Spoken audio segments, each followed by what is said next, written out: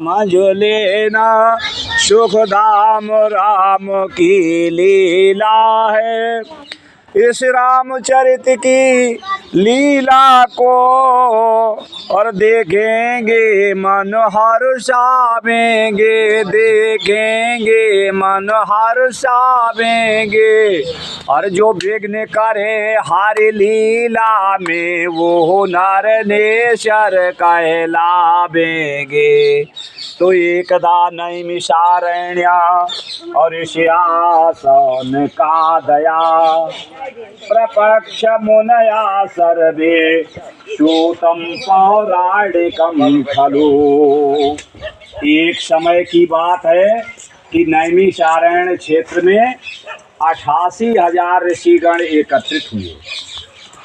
सभी ऋषियों तथा मुनियों में प्राण शास्त्र के बेता से सूत जी महाराज जी से पूछा कि व्रतेन तपसा किं वा प्राप्यते वांछितं फलम् तत्सर्वं श्रोतुमिच्छामि कथयस्व हे महामुने।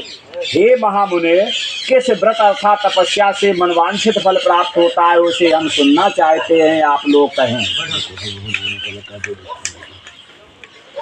नारदो नैव संपुष्टो भगवानो कमलापति सुरसयथेवाहं पश्यत्वं समाहिता।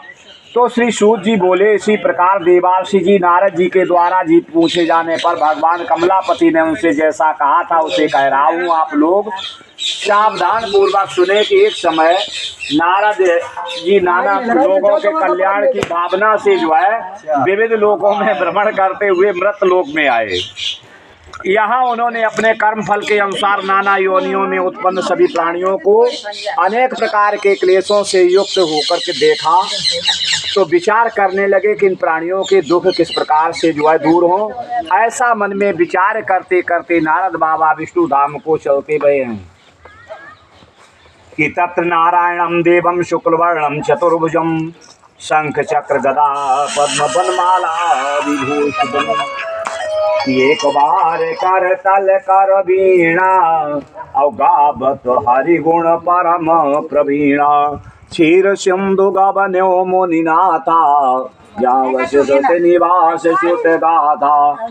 जहाँ पर जैसे ही नारद बाबा पहुँचे देखा क्या है कि चारों भुजाओं में शंख चक्र गदा पद्म वनमाला से विभूषित शुक्ल वर्ण भगवान नारायण का दर्शन करके देवादिदेव स्तुति करने लगे। नमो बांगमन सातीत और रूपायांत सशक्त आदि मध्यांत हीनाय निर्गुणाय गुणात्मने। नारद जी बोले, वाणी और मन से स्वरूप वाले आनंद शक्ति संपन्न आदि मध्य अंत से रहित निर्गुण सकल कल्याणमय गुणगणों से संपन्न स्थावर जंगात्मक निखिल सृष्टि प्रपंच के कारण भक्तों की पीड़ा को दूर करने वाले हे परात्मन, आपको बारंबार प्रणाम है।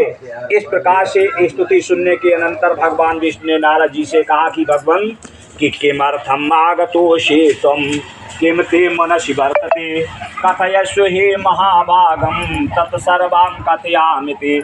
भगवान ने कहा कि हे महाभाग, आप किस प्रयोजन से यहाँ आए हो, आपके मन में क्या है वह कहिए, कुछ जो है मेरी सुनने की प्रबल इच्छा है।